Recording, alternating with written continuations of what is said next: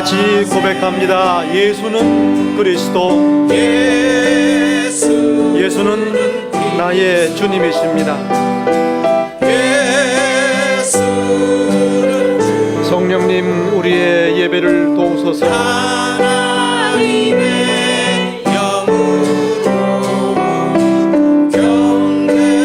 시간 한 번 더 우리의 영혼을 담아 고백합니다. 예수는 그리스도,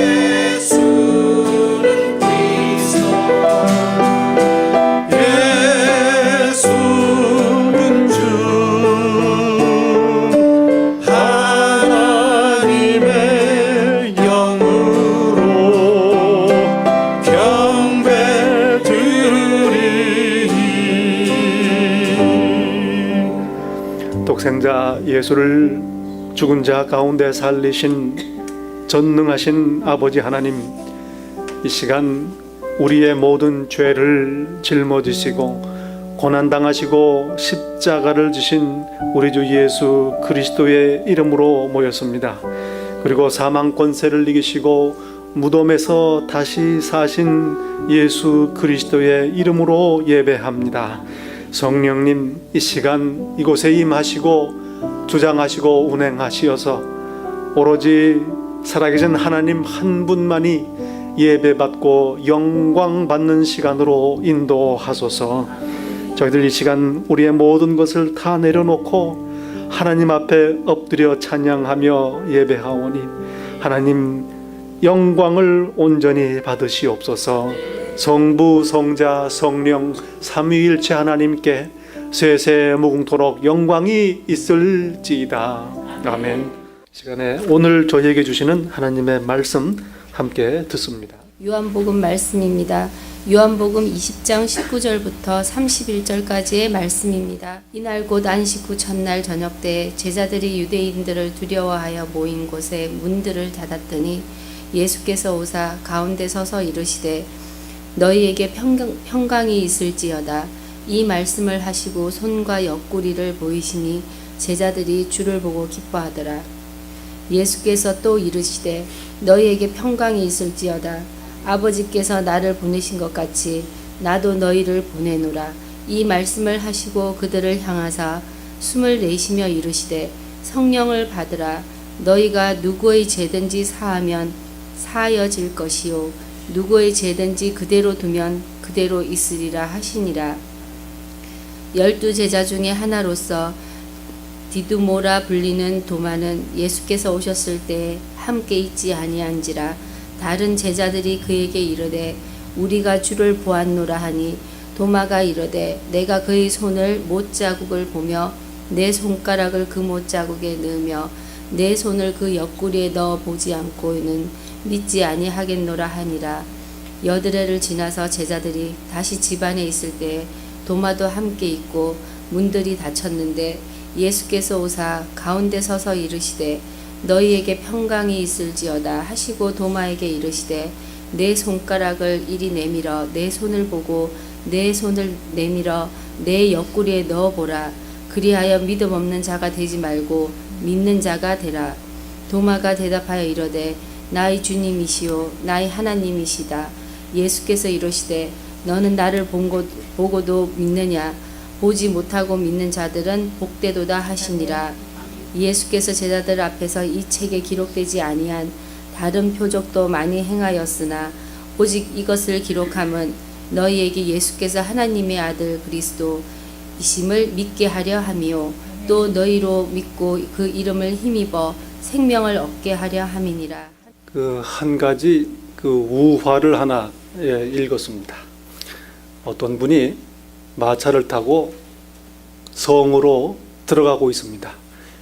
그런데 그 들어가는 길가에 어떤 여인이 서서 좀 태워달라고 부탁을 하더랍니다. 이분이 마차를 세우고 그 여인을 태우고 성으로 향했습니다. 물어봤습니다. 이름이 뭡니까? 콜레라입니다. 그 전염병 콜레라. 이 우화란 말씀이에요. 내가 저 성에 들어가서 사람들을 죽이려고 합니다. 5명을 죽이려고 합니다. 그러면 안 된다고. 근데 막을 수가 없게 돼 있어요. 그러면 5명 이상은 죽이지 말라.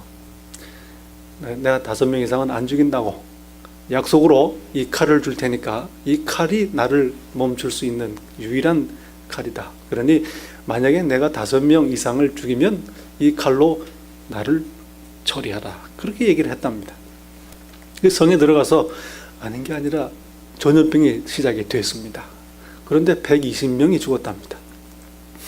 마차를 태워준 분이 화가 나가지고 이 여자를 찾아서 약속이 틀리지 않느냐, 그리고 그 칼로 죽이려고 했습니다. 그랬더니 여자가 하는 소리가 내가 죽인 사람은 5명이라고, 그러나 나머지 사람들은 자기 두려움 때문에 죽었다라고 그렇게 얘기를 했답니다.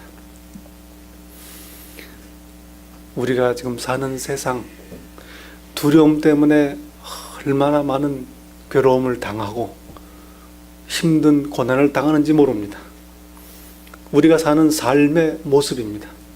두려움으로 인해서 불안하고 근심하고 염려하며 초조해하며 하나님의 영광을 가리우고 오늘을 그렇게 힘들게 살아가고 있는 게 우리의 모습입니다. 부활절 둘째 주일입니다. 부활하신 예수께서 우리를 찾아오시고 우리 가운데 거하시며 우리에게 말씀하십니다. 두려워하지 말고 평안을 누리라 말씀하십니다. 그런 생각을 해봅니다. 오늘 말씀해 보면 도마가 마침 그 자리에 없었어요. 그런데 어디 갔다 왔는지 일주일 있다가 다시 왔습니다. 그런데 예수께서 그 빠진 제자 하나 도마를 마저 보시려고 다시 찾아오셨습니다. 그런데 안식 후 첫날 부활하신 날 저녁에 10 제자들을 만나서 예수님이 손 보여주시고 옆구리를 보여주시고 다 보여주셨지만 그 일주일 지난 다음에 도마가 와서 다른 제자들의 얘기를 들었을 때 믿지 아니했다고 얘기했습니다. 믿음이 없는 사람일 수도 있습니다. 그러나 어떻게 보면 매사를 단단히 하려는 그런 틀림없는 사람일 수도 있습니다. 그리고 또 한 가지 이런 생각도 해봅니다. 그 10 제자의 모습이 어땠기에 10명이 보았다고 얘기했는데도 믿지 아니했느냐 하는 말입니다.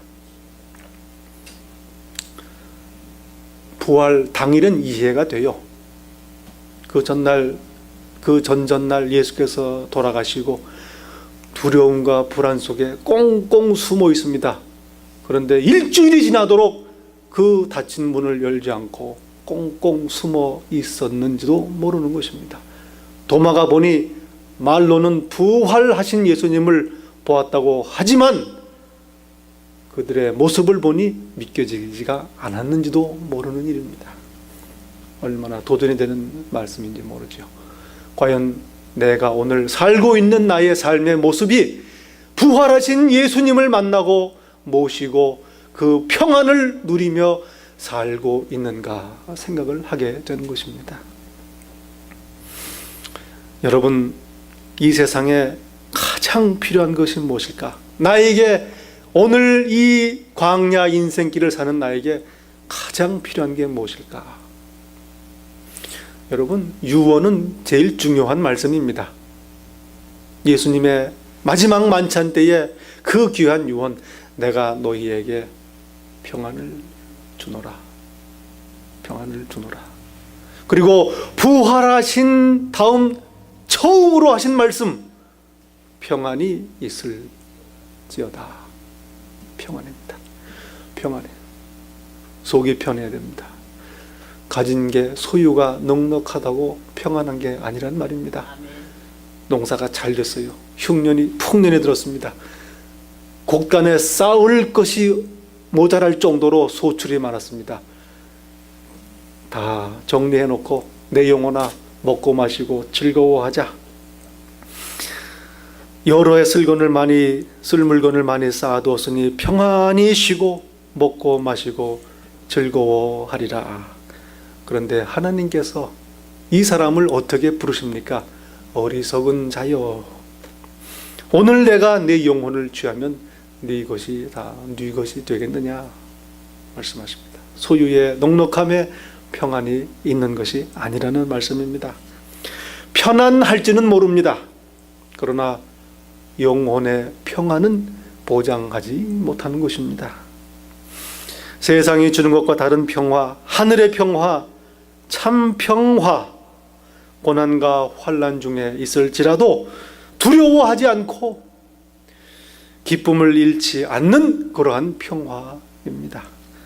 오늘 우리는 오늘 주시는 말씀을 통해서 부활하신 예수께서 주시는 평화를 발견하게 되는 것입니다. 안식 후 첫날입니다. 그렇게 긴 날이 없었을 겁니다. 함께 제자들이 모여 있습니다. 스승이신 예수께서 처형당하시고 장사 지냈습니다. 충격이요, 슬픔, 좌절과 분노, 그리고 아침에 무덤을 찾았던 여인들이 돌아와서 무덤이 비어 있다고 얘기를 하니 혼란스럽습니다. 빈 무덤을 찾아간 베드로와 요한 확인했지만 무슨 의미인지 정리가 안 되는 것입니다. 지극히 어지러운 그러한 심정입니다. 어리둥절함 가운데에 제자들이 모여 있습니다. 9절에 보면 말씀합니다. 그들은 성경에 그가 죽은 자 가운데서 다시 살아나야 하리라 하신 말씀을 아직 알지 못하더라. 깨닫지 못하는 것입니다. 그러니 두려운 것입니다. 여러분, 무지 예수 그리스도께서 하신 일에 대한 이해가 부족한 것, 모르는 것이 두려움을 낳습니다. 이런 말이 있습니다. 두려움이라는 것은 무지의 긴 그림자다. 모르면 두려워하게 되는 것입니다. 그리고 주위 환경을 볼 때에 충분히 두려워할 이유가 있습니다. 모든 문을 꼭꼭 닫아 놓았습니다. 예수의 제자들이었기에 예수님을 처형한 유대인들이 자신들도 찾고 있다고 두려워했습니다. 사실 성전의 권력자들, 제사장과 바리새인들은, 서기관들은 그 예수의 제자들의 동태를 주시하고 있었습니다. 그리고 행여 그 시신을 훔쳐갈까 봐 무덤을 봉하고 병사를 배치해 놓기까지 한 것입니다.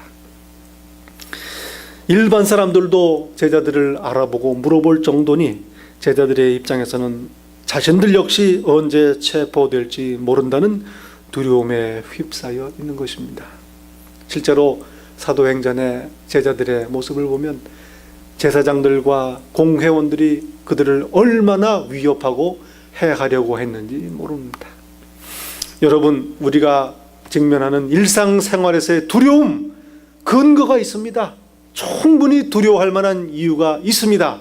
그러나 문제는 무엇입니까? 그 두려움을 이길 수 있는 근거가 있다는 것을 기억하지 못하는 데 문제가 있는 것입니다. 이 세상을 이기신 예수 그리스도의 부활의 능력이 우리에게 함께 있음을 기억해야 하는 것입니다. 아멘. 얼마나 영광된 날입니까? 그만큼 하나님의 영광을 드러낸 날이 없습니다. 부활의 아침입니다. 부활의 날을 제자들은 그 좁은 방의 문을 꽁꽁 걸어 잠그고 그렇게 두려움 가운데 보낸 것입니다. 여러분, 우리들의 모습을 발견합니다. 예수님을 모르고 부활하신 예수님을 만나지 못한 우리들, 두려움 가운데에 주변을 꽁꽁 걸어 잠그고 그렇게 움츠린 채로 이 세상을 살아가고 있는 것입니다. 그리고 예수님을 만나고 따라다녔지만 부활하신 예수님을 참으로 직접 경험하지 못하고 날마다 순간마다 만나지 못한다면 역시 다 기억하지 못하고 두려움 가운데에 부활이 없는 사람들처럼 오늘을 살게 되는 것입니다.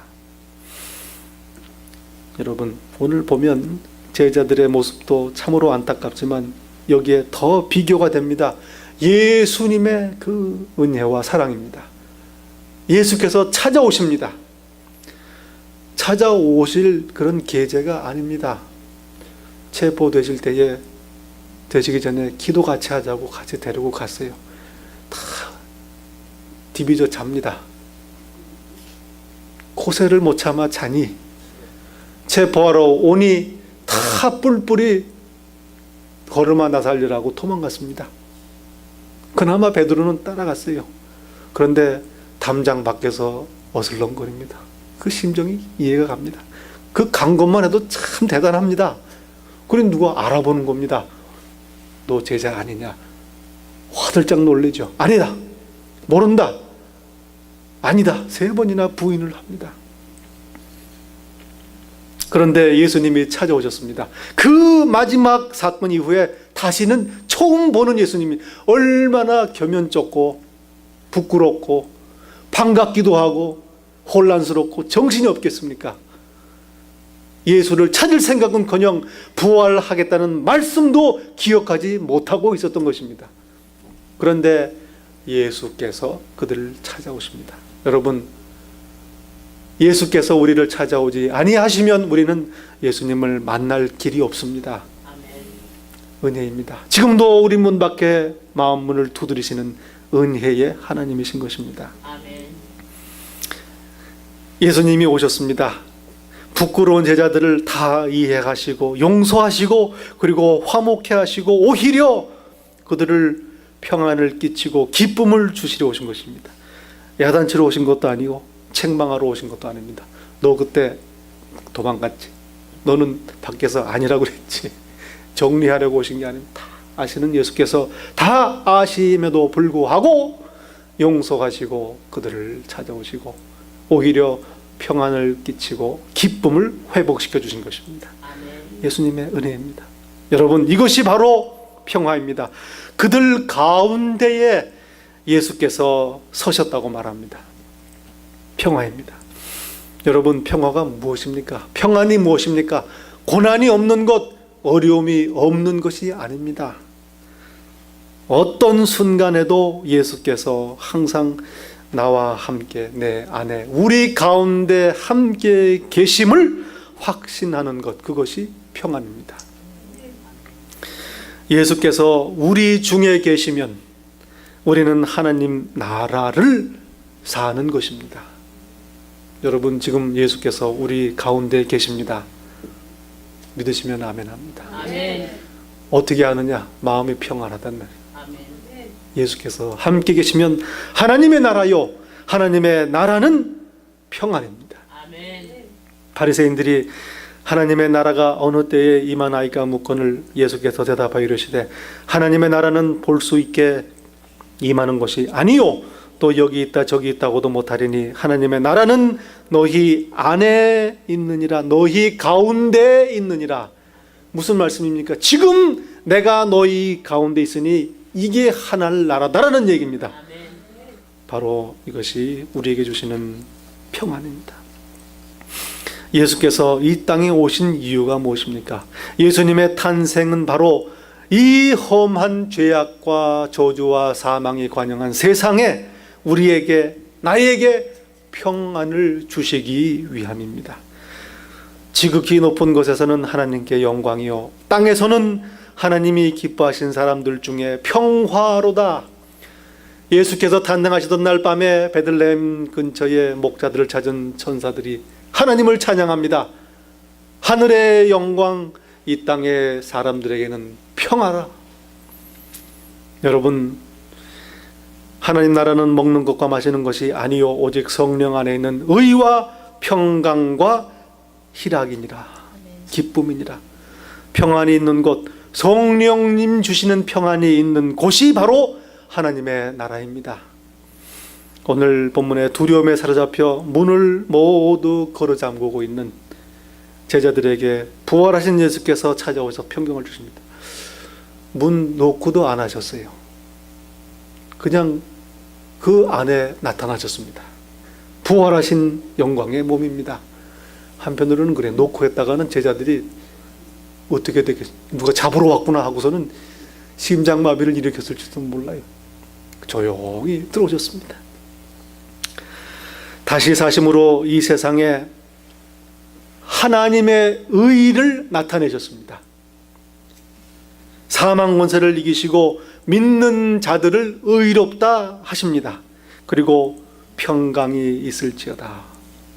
그리고 제자들은, 두려움에 떨던 제자들은 이제 기쁨이 충만하게 됩니다.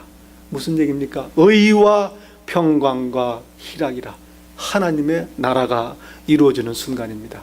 여러분, 저희들 예수 그리스도의 은혜로 말미암아 하나님 앞에 의롭게 되었습니다. 예수 주시는 평안, 이 세상이 알지 못하는 평안을 저희들이 받았습니다.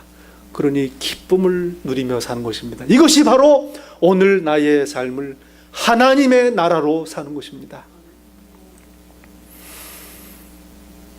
여러분, 문안할 때, 인사할 때 성경에 보면 바울이 편지를 많이 쓰는데, 편지를 쓸 때 처음에 인사할 때 하나님 주시는 평안을 기원합니다.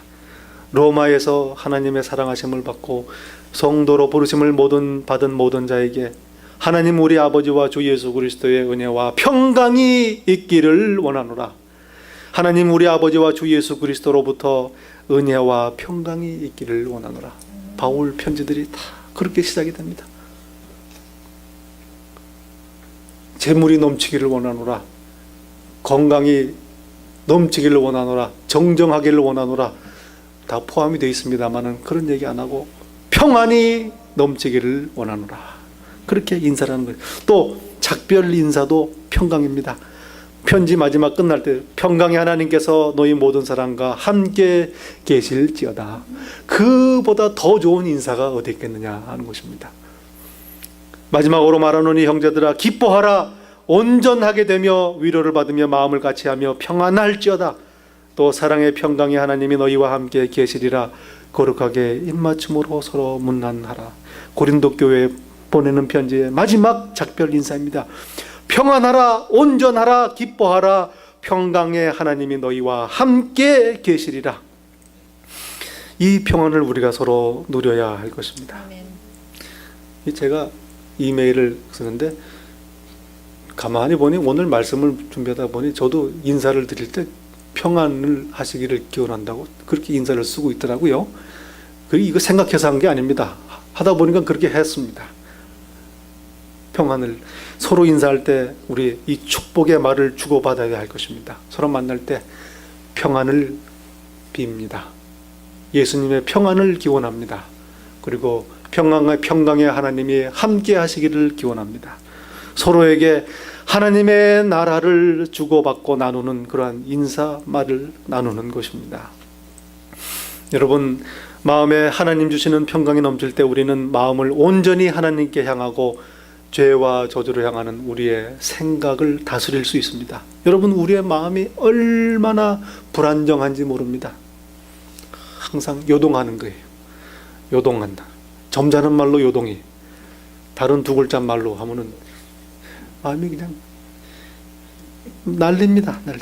그리고 생각도 항상 생각은 가만 놔두면 악한 대로 죄로 향하게 돼 있습니다. 우리 생각이 그래요. 그런데 이 마음과 생각을 어떻게 하나님 앞에서 온전히 지킬 수가 있는가 하는 말입니다. 바울은 말합니다. 모든 띠가 지각에 뛰어난 하나님의 평강이 그리스도 예수 안에서 너희 마음과 생각을 지키시리라. 하나님께서 우리에게 원하시는 것이 무엇입니까? 기도하고 말씀 듣고 의지하고 무엇입니까? 온전한 삶을 살기를 원하시는 것입니다. 마지막 예수께서 다시 오실 때에 우리를 온전한 모습으로, 흠없는 모습으로 보기를 원하시는 것입니다. 보전하기를 원하시는 것입니다. 평강의 하나님이 친히 너희를 온전히 거룩하게 하시고 또 너희의 온 영과 혼과 몸이 우리 주 예수 그리스도께서 강림하실 때에 흠없게 보존되기를 원하노라. 예수 주시는 평화를 누리며 사는 것, 이것이 바로 하나님께서 기뻐하시는 온전한 삶입니다. 여러분, 평강이라는 말 히브리 말로 아시는 분도 계실 거예요. 샬롬. 샬롬. 이놈이 아니고 샬롬입니다. 샬롬 무슨 말입니까? 원래는 completeness, 뭐라 해요? 완전함, wholeness, 온전한 거. 온전한 것, completeness, wholeness. 여러분, 우리 마음이 불안합니다. 염려와 근심이 있고 분노가 있고 미움이 있고 슬프고 좌절하고 이거 원래 상태가 아니라는 말입니다. 병든 것, 마음의 상처, 육신의 상처, 온전한 것이 아니에요. 어떻게 우리가 하나님 앞에 이 세상을 살면서 온전한 흠없는 삶을 살 수 있겠느냐? 바로 하나님 주시는 평강, 샬롬을 누리는 것입니다. 그게 하나님이 원하시는 거예요. 온전한 삶을 살아라. 여러분, 어떻게 하는 게 온전한 삶입니까? 전부 다 관계의 문제입니다. 관계. 가만히 생각해 보십시오. 내가 속 썩고 마음이 불편하고 평안을 잃어버리는 게 무엇 때문에 그렇습니까? 다 주변에 있는 것들과 관계입니다. 가장 중요한 것은 하나님과의 관계입니다. 하나님과의 관계가 온전할 때야 비로소 내 영혼이 평강을 누리게 되어 있습니다. 하나님을 예배하지 아니하는 삶, 한 번 믿었지 고백했지 이거 아니요. 오늘 이 순간, 날마다 순간마다 하나님을 주로 고백하고 예배하는, 의지하는 삶을 살 때에 평강이 넘치고 내 삶이 온전하게 되는 것입니다. 하나님, 온전하지 않은 것, 하나님과의 관계가 온전하지 않은 것, 가장 대표적인 특징이 무엇입니까? 감사하지 않는 거예요. 모든 것을 하나님이 다스리시고 모든 것을 하나님이 주시고 가장 좋은 곳으로 선하게 인도하시는데 그걸 불평하고 만족하지 못하는 게 있다면 하나님을 신뢰하지 않는 것입니다. 그러니 하나님과의 관계가 온전하지 않은 것입니다. 하나님 주시는 평강, 하나님과의 관계, 온전한 관계는 감사하는 삶입니다. 매사에 감사하시기 바랍니다. 여러분, 나 이건 다른 건 다 괜찮은데 이것만 생각하면 얼마나 속 터지는지 모른다. 이런 거 있습니까? 나 이거 참 아쉽단 말이죠. 시샘하고 아쉽고 불만하고 불평하고 이런 것들이 있으면 바로 내어놓고 회개해야 됩니다. 그거를 감사로 바꿀 때에 하나님과의 관계가 온전하게 되는 것입니다.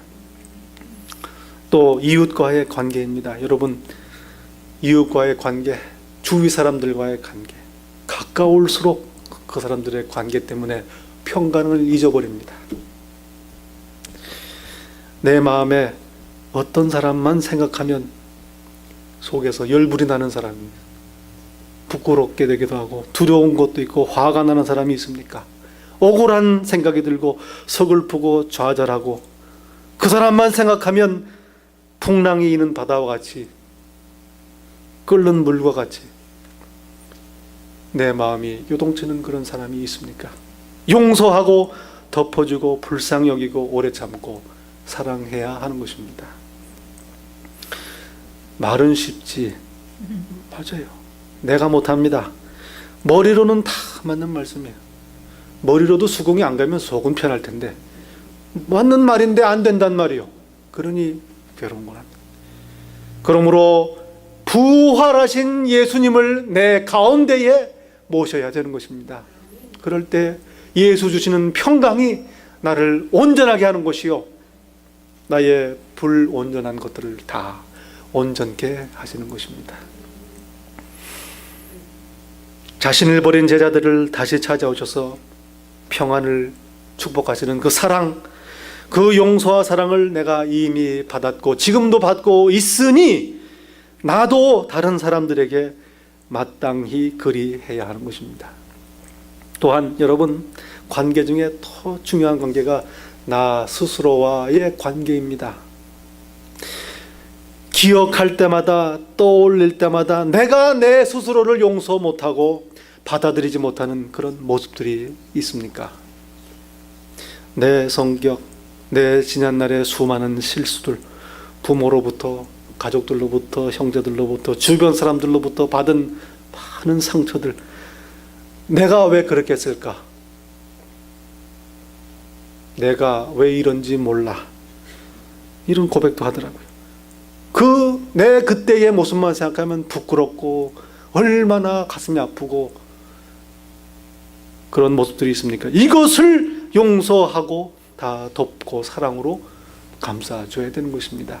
내 스스로를 끊임없이 정죄하고 판단하며 용서하지 못하고 사랑하지 못함으로 내 영혼이 평안을 누리지 못하는 것입니다. 나 자신을 용서하고 사랑할 때 내 자신과 나의 관계가 온전해지는 것입니다. 하나님이 용서하셨는데 내가 용서를 못한다는 말입니다. 하나님에 대한 불신이요 불경입니다. 그러면 어떻게 우리가 이 평강을 누릴 수 있을까? 빌립보서 4장 6절에 말씀합니다. 아무것도 염려하지 말고 다만 모든 일에 기도와 간구로 너희 구할 것을 감사함으로 하나님께 아뢰라. 무슨 일이든 하나님 앞에 무릎을 꿇고 엎드려 아뢰라는 것입니다. 그리고 구하라. 구하되 감사함으로 아뢰라는 것입니다. 지금 나의 처지 상황이 하나님 가장 좋은 것을 주신 줄로 믿습니다. 감사합니다. 그러면 염려가 사라지고 근심과 두려움이 사라지고 우리의 마음과 생각이 하나님의 평강으로 충만해지는 것입니다. 온전케 되는 것입니다. 왜냐하면 주께서 우리 곁에 계시기 때문입니다. 바로 그 앞에 말하면 주께서 가까우시니라. 주께서 나와 함께 있다는 얘기입니다. 그리스도의 평강이 너희 마음을 주장하게 하라. 다른 것들이 마음을 주장하지 말게 하고 그리스도의 평강이 마음을 다스리게 하라는 말입니다. 너희는 평강을 위하여 한 몸으로 부르심을 받았으니 너희는 또한 감사하는 자가 되라. 나, 가정, 교회, 그리스도의 평강이 주장할 때 다스릴 때에 하나님의 나라가 임하는 것입니다. 이 일을 위하여 우리가 부르심을 받은 것입니다. 평강을 누리고 다른 사람들도 이 평강을 알고 누리도록 하기 위한 것입니다. 그러므로 너희는 하나님의 택하사 거룩하고 사랑받는 자처럼 긍휼과 자비와 겸손과 온유와 오래 참음을 옷 입고 누가 누구에게 불만이 있거든 서로 용납하여 피차 용서하되 주께서 너희를 용서하신 것 같이 너희도 그리하고 이 모든 것 위에 사랑을 더하라. 이는 온전하게 매는 띠니라. 서로 불쌍히 여기고 위로하고 용납하고 용서함으로 사랑함으로 우리 가운데에 내 영혼 안에 하나님의 나라를 이루는 것입니다. 한 분이 그런 생각을 어떻게 했나 봐요. 그림을 하나 좀 벽에 그려놓고 싶어요. 근데 평화를 참 잘 묘사한 그림을 하나 좀 걸어놓고 싶어요. 한번 찾아도 마음에 드는 게 없었단 말이에요. 그래서 광고를 냈답니다. 공모를 해가지고 예술가들이, 화가들이 평화를 상징하는 그림 내가 하나 뽑아서 상금을 주겠다. 뭐 많은 작품들이 들어왔어요. 그래서 마지막에 최종 후보로 2개가 올라왔답니다. 하나는 보니까 그 거울과 같이 찬찬한 호숫가에 그 초록색 잔디가 쫙 깔려 아주 부드러운 그런 덤불 가장자리로, 그리고 붉게 물든 저녁의 석양이 하늘에 가득히 채워져 있습니다. 그리고 그 잔디가 만나는 잔잔한 그 호숫가로 양떼들이 아주 평화롭게 풀을 먹고 있는 그림을 그렸습니다. 아, 이게 분명히 이게 당선이다. 그런데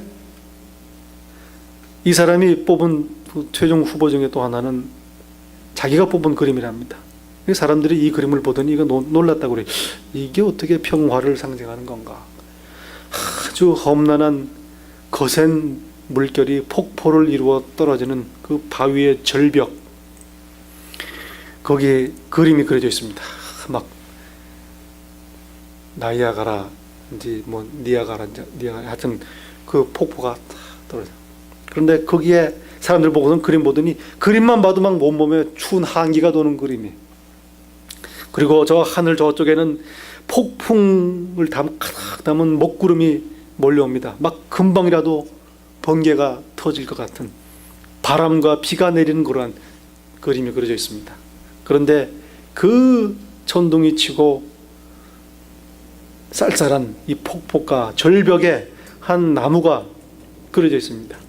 그리고 이 나무가 가지가 하나가 폭포 쪽으로 향해 있답니다. 그리고 그 가지 끝에 참으로 이 엉뚱한 새 한 마리가 둥지를 틀었답니다. 폭포 맛을 보려고 하는 것처럼 바짝 둥지를 들었어요. 그런데 이 작은 새가 그 안에 둥지에 알을 품고 있는데 눈을 감고 치같이 졸고 있는 표정이. 저도 그런 비슷한 그림을 어디서 봤어요. 근데 어떻게 그렇게 그릴 수 있나? 새의 표정을 그릴 수 있다는 게 놀랍습니다. 아주 평안한 그런 그림을 저도 본 적이 있어요. 여러분, 이 무엇입니까? 평안이라는 것이 무엇입니까? 주위가 무고하고 무사하고 탈이 없는 것이 아니요. 우리가 사는 이 세상 온갖 난리가 일어나고 환란이 일어나지만 그 한가운데에서도 평안을 누리고 마음의 평정을 누리는 것, 이것이 하나님이 주시는 평안인 것입니다. 부활하신 예수께서 우리에게 이미 주신 평안입니다. 평안을 너희에게 끼치노니 곧 나의 평안을 너희에게 주노라. 내가 너희에게 주는 것은 세상이 주는 것과 같지 아니하니라.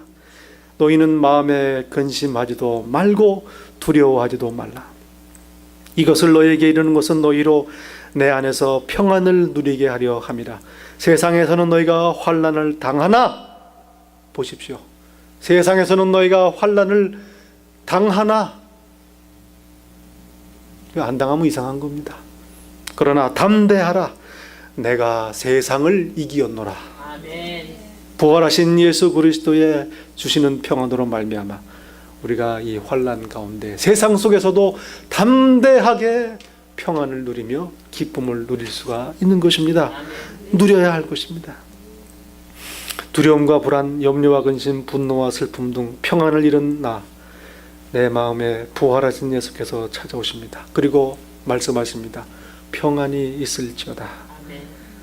나를 찾아오시어 내 가운데 계시며 평강을 끼치시는 부활하신 예수님을 만나고 내 안에 영접함, 매 순간, 날마다 순간마다 영접함으로 모든 혼란과 두려움을 떨쳐버리고 기쁨의 삶, 평안한 삶, 그리고 하나님 앞에 온전한 삶을 누리시기를 부활하신 예수의 이름으로 축원합니다.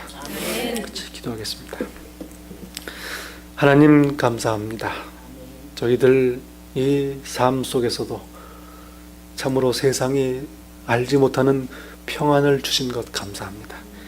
다시 한번 말씀하셨사오니 말씀을 붙들고 나의 삶을 세상이 모르는 부활하신 예수께서 주신 평안을 누리며 살도록 축복하소서. 예수 이름으로 기도하옵나이다. 무엇과도 주님을 바꾸지 않으리. 다른 어떤 은혜 구하지 않으리. 오직 주님만이 내 삶의 도움이시니 주의 얼굴 보기 원합니다. 주님